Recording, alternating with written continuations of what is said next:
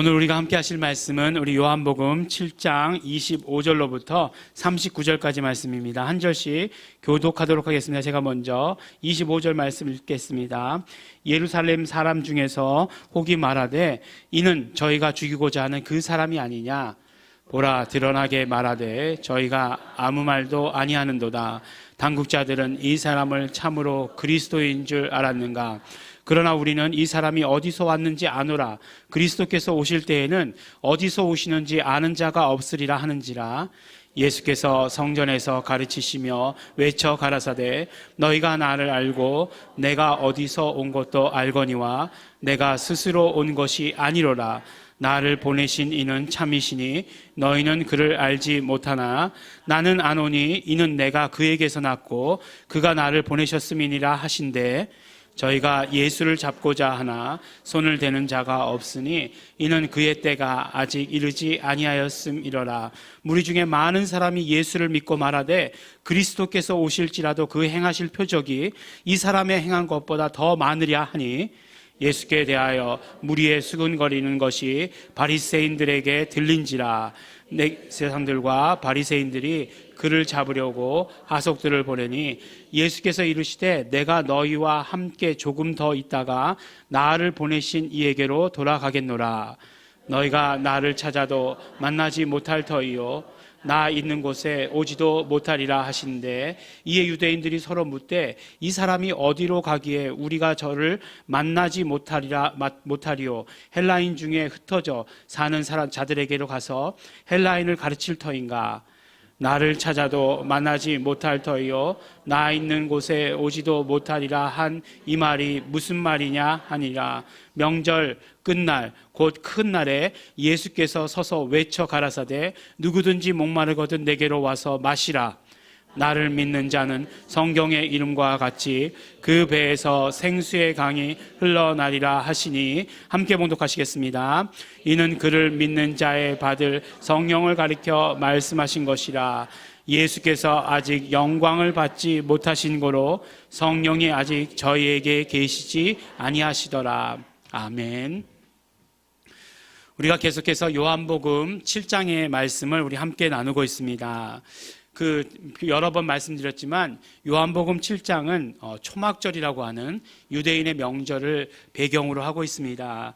그래서 우리가 이 초막절에 대해서 함께 우리가 알지 못하면 예수님께서 하신 행동들, 예수님께서 하신 말씀들이 사실 어떤 의미고 어떤 뜻인지 잘 모를 수 있습니다. 그래서 초막절이 어떤 의미이고 또 그동안 초막절 기간 동안 무엇을 했는지 또 그 각각의 의미는 무엇인지에 대해서 우리가 함께 말씀을 통해서 나누도록 하겠습니다. 이렇게 말씀을 드리면 정말 예수 믿기도 힘든데 초막절까지 알아야 돼? 이렇게 생각하실 수도 있어요. 그런데 분명히 예수님께서 유대의 배경을 가지고 계셨고 또 그 유대의 절기를 알아야 예수님께서 그 모든 구약의 완성이심을 우리가 알 수 있는 것이기 때문에 조금만 참으시고 우리 그 초막절의 절기에 대해서 우리 함께 듣도록 하겠습니다. 먼저 이해를 돕기 위해서 유대인의 달력이 어떻게 되어 있는지를 먼저 알아야 됩니다. 이게 뭐냐면 유대인의 달력은 우리가 지금 쓰는 것처럼 태양력을 사용하고 있지 않습니다. 오히려 음력에 가깝습니다. 그러면 유대인들은 1년이 며칠이냐? 우리는 1년이 365일인데 유대인들의 달력은 1년이 364일입니다. 이 하루 차이가 무슨 의미가 있느냐 생각하실 수 있겠는데 364일이면 나누기 7하면 어떻게 되냐면 딱 떨어지게 52가 되는 거예요. 그러니까 1년이 딱 52주로 되어 있습니다. 이 말은 무슨 말이냐면 오늘이 7월 28일 주일이죠. 내년에도 7월 28일은 주일입니다. 그리고 그 다음에도 작년에도 7월 28일은 주일인 거예요. 그래서 성경에 보면 몇 월 며칠부터가 너희가 지켜야 될 초막절이다라고 말씀하신 것이 있어요. 그러면 그게 그 요일이 달라지면 어떡하나라고 걱정할 수 있는데 걱정하지 않으셔도 됩니다. 그날과 요일은 변하지 않습니다. 왜냐하면 364일이기 때문에. 그러면 이제 여기서 못 넘어가시는 분들이 계세요. 그럼 과학적으로 이게 1년이 맞지 않는데 이걸 어떻게 해결하려고 그러느냐? 걱정하지 마십시오. 우리 음력 보면 어떻게 되죠? 윤달. 윤년 있죠. 예, 네, 이제 하시는군요. 예, 감사합니다. 다음으로 넘어갈 수 있어서 감사합니다. 예, 그래서 그런 것들이 있어가지고 날짜를 맞춰갑니다. 근데 이제 초막절에 대해서 나와 있는 것이 어디에 나와 있냐면 레위기 23장에 나와 있습니다. 레위기 23장에 보면 너희가 초막절을 지켜라. 그런데 언제서부터 지키느냐? 7월달 15일서부터 7월달 22일까지 지켜라 라고 이렇게 말씀을 하십니다. 그런데 물론 그 7월이라고 하는 것은 지금 우리 7월하고는 유대인들 달력하고는 좀 다릅니다. 유대인들의 7월은 언제냐면 바로 모든 추수가 다 끝난 때예요. 그러니까 우리로 따지면 가을이죠. 가을. 모든 추수가 다 끝난 가을을 말합니다. 그 레위기 그 23장에 보면 7월 달에 참 행사가 많아요. 우리도 7월 달에 행사가 많지 않습니까? 그것처럼 7월 달에 행사가 많아요. 7월 1일이 언제냐면 7월 1일이 안식일이에요. 안식일인데 이 날은 나팔을 크게 불어서 성회를 알리라 그랬어요. 무슨 절기겠습니까? 나팔절. 예, 뭐 어렵지 않아요. 예, 답을 다 얘기하고 질문하고 있습니다. 나팔절. 그러니까 7월 1일이 안식일이면 7월 8일이 안식일이겠죠. 예, 그러면 7월 15일이 당연히 안식일이고 7월 22일이 안식일이겠죠. 예, 아주 쉽게 설명드리는 거예요. 그러니까 안식일에 시작해서 안식일까지 7월 15일 안식일에 시작해서 7월 22일 안식일까지 시작되는 그것이 바로 유대인의 초막절입니다. 처음 들어보시죠? 예, 성경에 있어요. 예, 성경에 있는데 또 유대인들의 달력이 어떤지를 우리가 잘 모르니까 그래도 먼저 공부한 제가 그래도 또 알려드려야 되는 책임이 있지 않겠습니까? 예, 여러 공부 많이 했어요 어저께 밤에. 예, 그래서 그렇습니다. 근데 7월 달에 행사가 많은 것이 뭐냐면 7월 10일 날이 아주 유명한 날이 있어요. 무슨 날이냐면 유대인들에게 있어서 속죄일이라고 하는 날, 대속죄일이라고도 하는 그 날이 있어요. 그 하루 동안은 모든 죄를 용서받는 날이죠. 그것이 언제냐면 7월 10일이에요. 그러니까 7월 1일이 나팔절이고 7월 10일이 속죄일이고 7월 15일이 이제 초막절이 되는 거죠. 굉장히 그 유명한 절기들이 다 끼어 있습니다. 그런데 이 7월 15일부터 지키는 이 초막절의 의미에 대해서 하나님께서 우리에게 말씀해 주세요. 이걸 왜 지켜야 되는지에 대해서 우리에게 말씀해 주십니다. 레위기 23장 43절을 보면 내가 이스라엘 자손을 애굽 땅에서 인도하여 내던 때에 초막에 거하게 한 줄을 너희 대대로 알게 함이러라 라고 이렇게 말씀하세요. 그리고 나서 그 다음에 말씀하시는 것이 무엇이냐면 나는 너희 하나님 여호와니라 라고 이렇게 말씀하세요. 이 말씀은 무슨 말이냐면 직역하면은 나는 야훼다, 너희의 엘로힘인 너희의 하나님인 나는 야훼다 라고 이렇게 말씀해 주세요. 그러니까 무슨 말씀이냐면 초막절을 지키라고 하신 말씀은 너희들이 출애굽 사건을 기억하라는 거예요. 출애굽할 때 그 사건을 기억하라는 것인데 결국 출애굽 사건이라는 것이 무엇입니까? 하나님께서 이스라엘 백성들을 구원하셨다는 거예요. 그러니까 하나님께서 이스라엘 백성들을 그 구원하신 사건들을 너희뿐만 아니라 너희 자손들도 다 알도록, 너희 자손들도 함께 기억하도록 이제 집에서 자지 말고 밖에 나와서 초막을 짓고, 그러니까 텐트를 짓고서 살아라 라고 이렇게 말씀을 하신 것입니다. 그러니까 중궁적으로 얘기하는 것은 바로 하나님께서 행하신 구원을 기억하라는 것이에요. 근데 너무나도 재밌습니다. 사실 이 초막절 이런 절기들을 또 하나님의 이름과 연결시켜서 우리가 바라보면 아주 재밌는 것들이 많아요.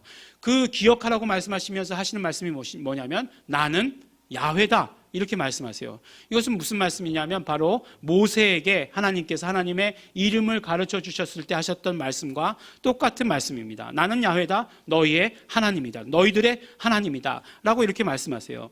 그러니까 모든 그런 어떤 그 구원에 대해서 기억하라고 말씀하세요. 근데 어떻게 기억하느냐? 하나님의 이름을 기억함으로 말미암아. 하나님의 이름을 기억한다는 것은 구체적으로 하나님의 이름을 불러서 하나님의 이름을 영광 돌려서 찬양함으로 말미암아 그렇게 그 너희의 구원을 기억해라라고 이렇게 말씀해 주고 계시는 것입니다.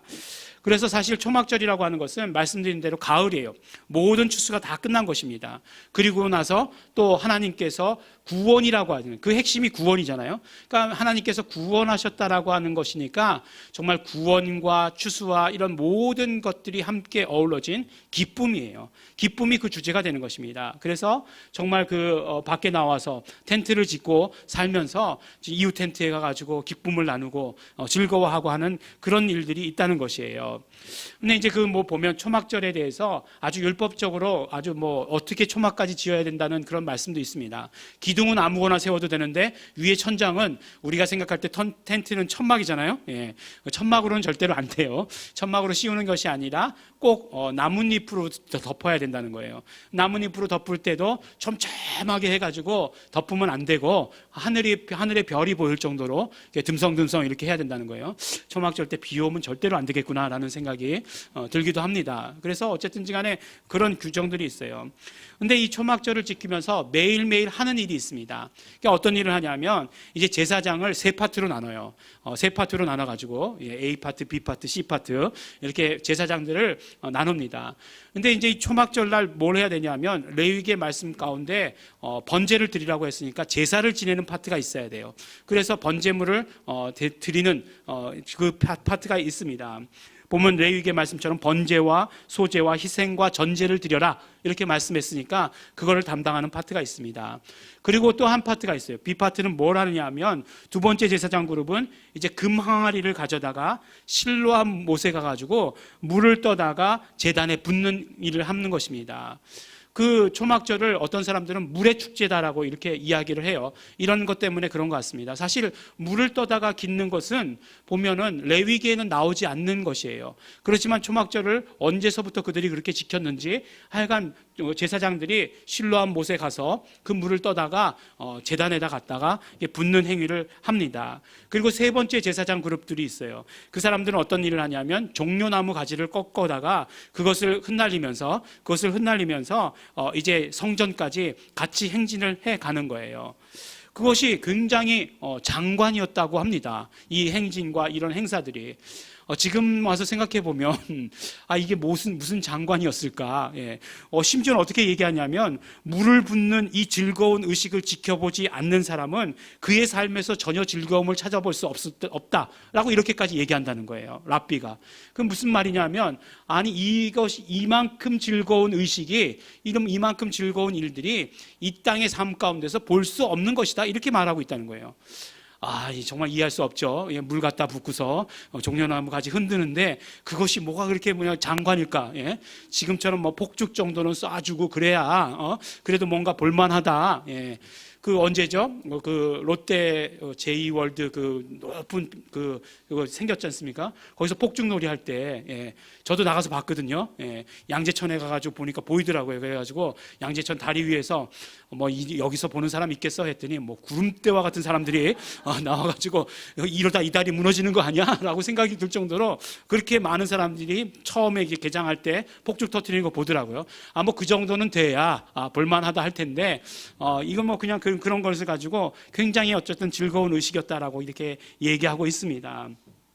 그냥 그 기쁨과 감사의 축제였기 때문에 그들은 표현할 수 있는 대로 기쁨과 감사를 표현하고 막 춤을 추면서 성전으로 이렇게 행진해 나갔다라고 이렇게 말씀하고 있습니다. 그러면서 이들이 노래를 불렀어요. 그 노래를 불렀는데 그때 불렀던 노래가 무엇이냐면 바로 시편 113편서부터 118편까지의 시편입니다. 그러니까 시편 113편서부터 118편까지의 노래를 찬양을 했던 거예요. 아니 우리는 지금 113편부터 118편까지 읽어도 다 얼른 못 읽겠는데 어떻게 그랬을까 생각하지만 그 사람들은 시편이 찬양이었어요. 찬양이니까 이 찬양으로 전해져 오는 말씀이었기 때문에 다 아마 외워서 불렀던 것 같아요. 그래서 시편의 찬양을 불렀습니다. 우리도 그렇잖아요. 우리도 찬송가 정도 6장 찬양가 정도는 다 외워서 부르시잖아요. 예. 저 금요일 날 저희 모여서 교회에서 이제 기도회 하지 않습니까? 기도회 기도회하면 이제 찬양하고 시작하는데 이렇게 찬송가를 이렇게 갖다 드리면 찬송가가 아무런 소용이 없어요. 왜냐하면 펼치셔도 보이지 않으시니까. 예.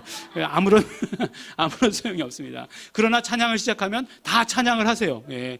다 외우신단 말씀이죠. 네, 다 찬송가 평생 신앙생활 하셨으니까 그 정도는 다 외우십니다. 그래가지고 저만 보고서 이제 열심히 이렇게 찬양을 합니다. 이 시편의 말씀들을 다 외웠던 것 같아요.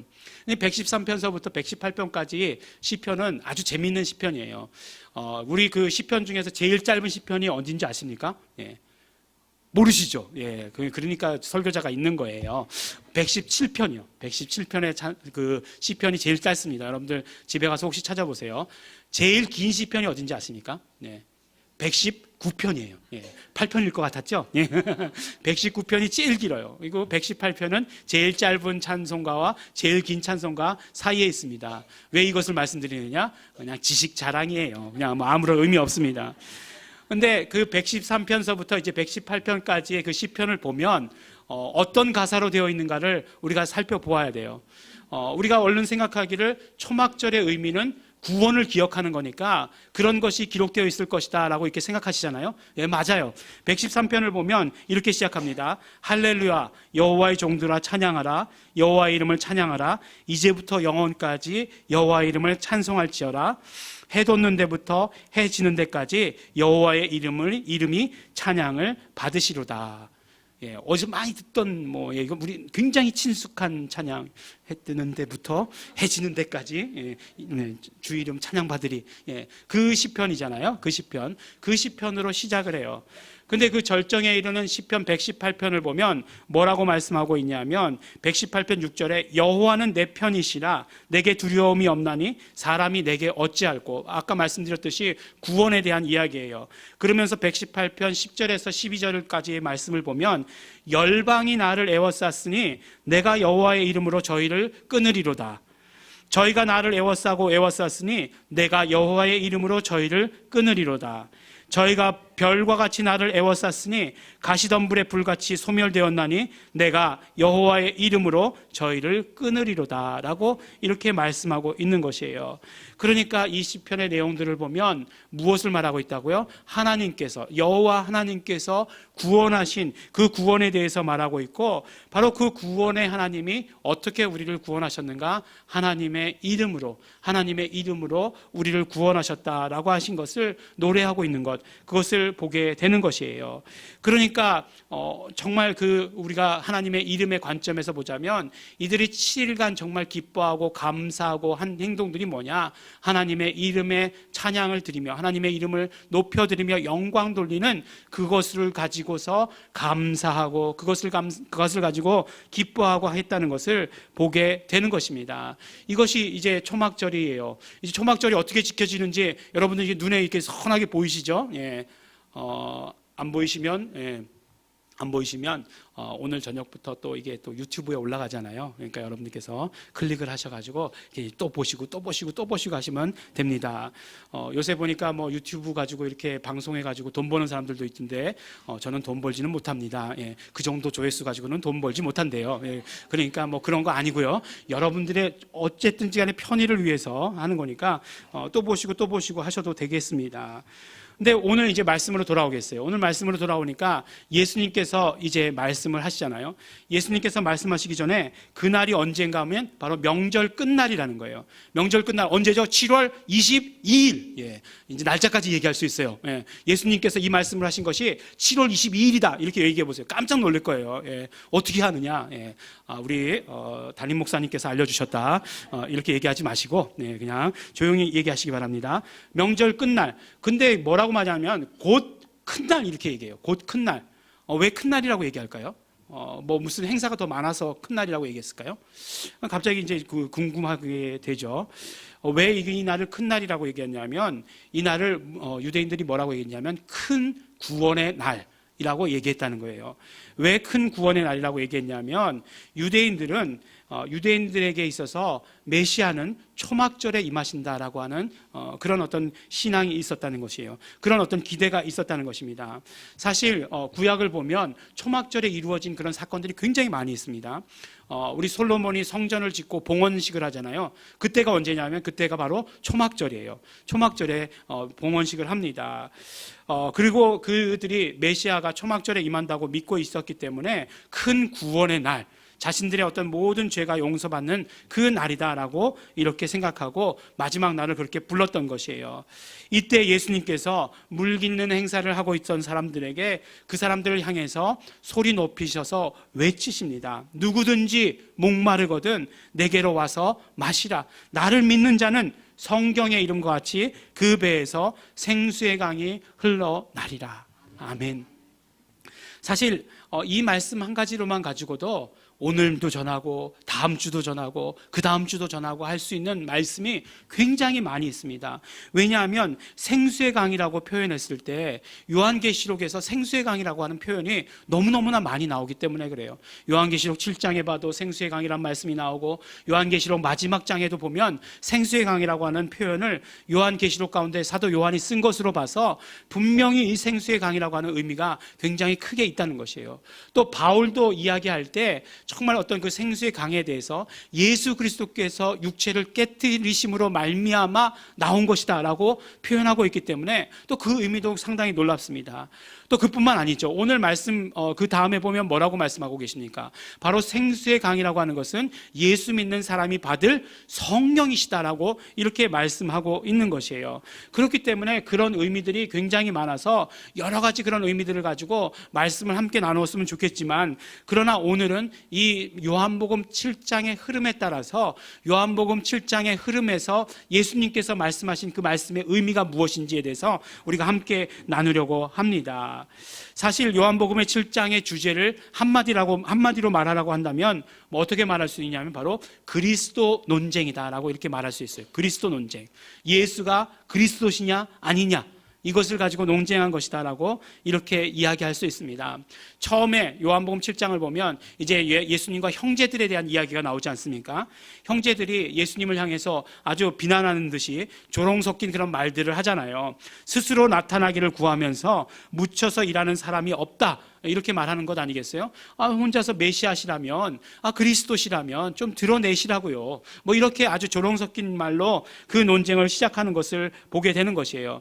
그런데 이것이 본격적으로 시작된 것이 언제냐? 예수님께서 초막절에 마치 예루살렘으로 안 오실 것처럼 말씀하시다가 예루살렘에 오셨어요. 이 성전에 가셔서 가르치시기 시작했습니다. 사실 뭐 그전에도 사람들이 막 예수님을 찾았잖아요. 그리고 그 사람들이 말하기를 예수님 좋은 사람이다 라고 이야기하는 것으로 점점 불을 지펴 나갔어요. 그러다가 오늘 본문 말씀부터 아주 본격적으로 이 문제에 대해서 사람들이 이야기하기 시작합니다. 25절 26절의 말씀에 보니까 예루살렘 사람 중에서 혹이 말하되 이는 저희가 죽이고자 하는 그 사람이 아니냐, 보라 드러나게 말하되 저희가 아무 말도 아니하는도다. 당국자들은 이 사람을 참으로 그리스도인 줄 알았는가? 라고 이렇게 얘기하고 있어요. 이 말씀이 무슨 뜻입니까? 예수님께서 이제 마치 숨으실 것처럼 이야기하시다가 이제 그 안식일이 되어서 회당에 가서 가르치셨잖아요. 성전에 올라가셔서 가르치셨어요. 가르치실 뿐만 아니라 우리가 지난주 말씀 가운데 보았듯이 가르치신 것만이 아니라 분명히 치료하시는 이적을 행하셨죠. 그 치료하시는 이적까지도 행하셨어요. 그러니까 예수님께서 막 드러내고 다녔는데 보니까 유대인들이 그것을 못마땅히 여겨서 예수님을 잡아 죽이려고 했는데, 지금 잡아 죽이지 않고 가만히 냅두는 것은 어떤 의미냐? 바로 그 예수님께서 그리스도이신 것을 인정하는 행위가 아니겠느냐? 라고 이렇게 이야기한 거예요. 예수님 그리스도이신가 보다, 이렇게 얘기해요.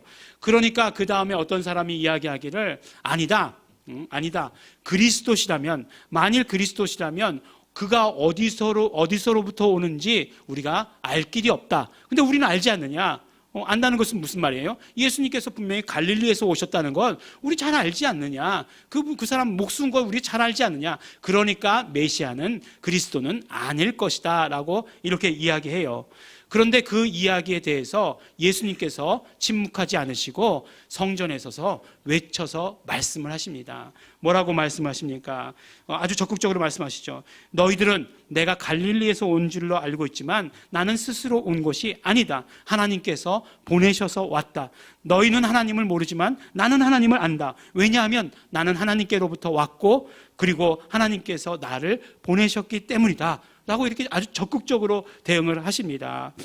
그러자 이제 어떤 사람이 또 그래요. 예수님 그리스도 맞습니다. 라고 이야기하면서 어떤 이야기를 합니까? 아니 진짜 그리스도가 오신다 해도 이 사람보다 더 많은 표적을 행할 수는 없을 것이다 라고 이렇게 얘기해요. 그 말씀은 무슨 말씀이냐면 바로 예수님께서 행하신 그 많은 표적들과 이적들을 봤을 때 바로 예수님은 그리스도이심에 확실하다 이렇게 말하는 것과 같은 말이라고 하는 것이에요.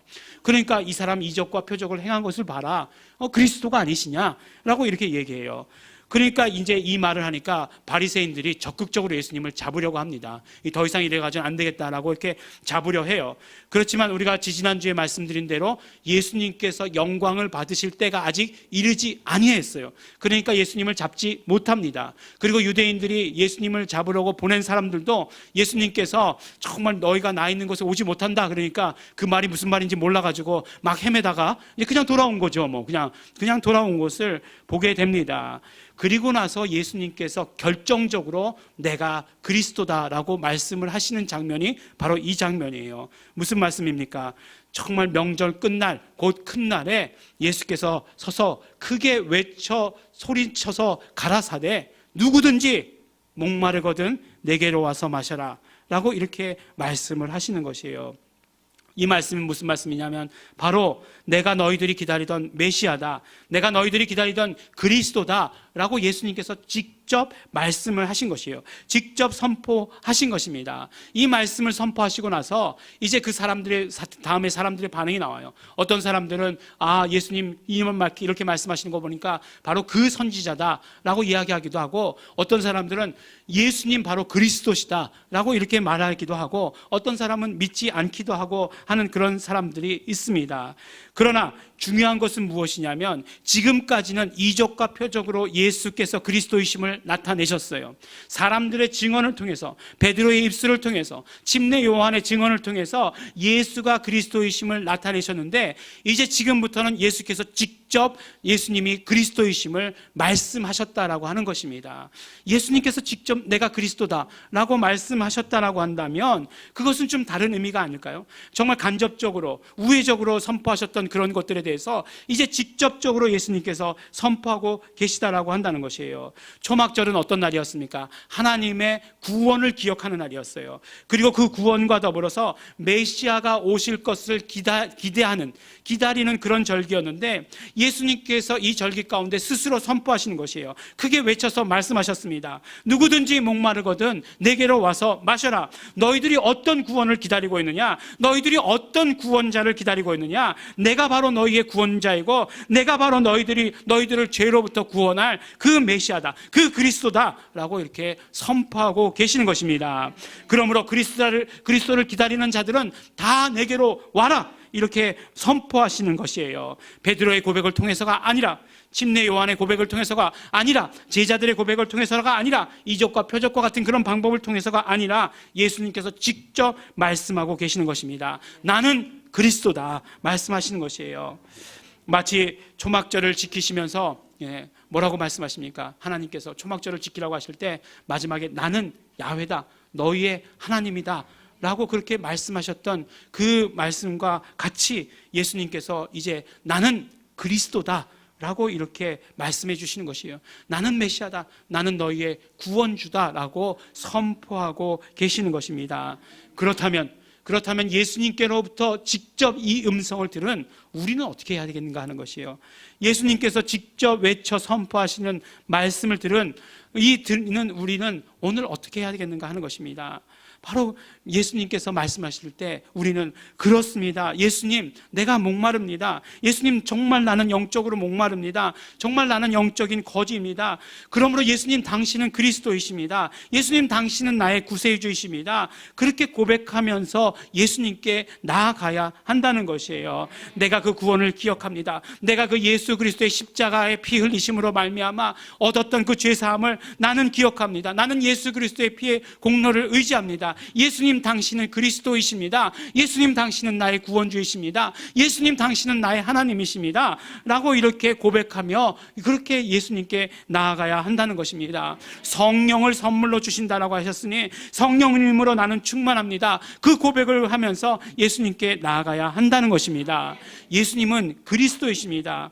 그리스도 논쟁에 대해서, 요한복음 7장에 나오는 그리스도 논쟁에 대해서, 그리스도는 이렇다 저렇다, 그리스도는 이렇게 오신다 저렇게 오신다라는 것에 대해서, 그 논쟁에 대해서 완전히 마침표를 찍으신 것입니다. 뭐라고 말씀하셨습니까? 소리 높이셔서 외치셨습니다. 나는 그리스도다, 나는 예수다. 그러므로 예수가 그리스도이심을, 예수가 나의 구주이심을, 예수가 나의 주 되심을 기억하면서 우리가 고백하면서 선포하면서 우리는 예수님께 날마다 나아가야 하는 것입니다. 사랑하는 우리 예일중앙교회 성도 여러분, 예수가 그리스도이십니다. 그래서 우리는 예수님을 예수 그리스도라고 부르는 것입니다. 기억합니다. 그리고 우리가 고백합니다. 그것이 우리의 믿음이 되어야 됩니다. 예수님 당신은 그리스도이십니다. 예수님의 이 선포에 우리는 대답해야 됩니다. 예수님 당신은 그리스도이십니다. 예수님 당신은 나의 주이십니다. 예수님 당신은 나의 하나님이십니다. 이렇게 고백하는 이 고백으로 말미암아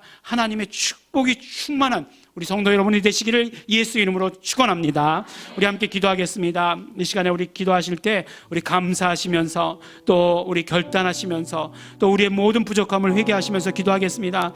예수님 당신은 그리스도이십니다. 내가 정말 예수님께서 그리스도라고 선포하셨을 때 그 말씀 듣고 그 음성을 지금 듣고 예수님 그리스도이십니다. 내가 고백합니다. 예수님 나의 주이십니다. 나의 구세주이십니다. 고백하겠습니다. 우리 정말 감사하시면서 결단하시면서 지금까지 그러지 못했던 나의 연약한 모습들 회개하시면서 같이 동성으로 기도하시겠습니다.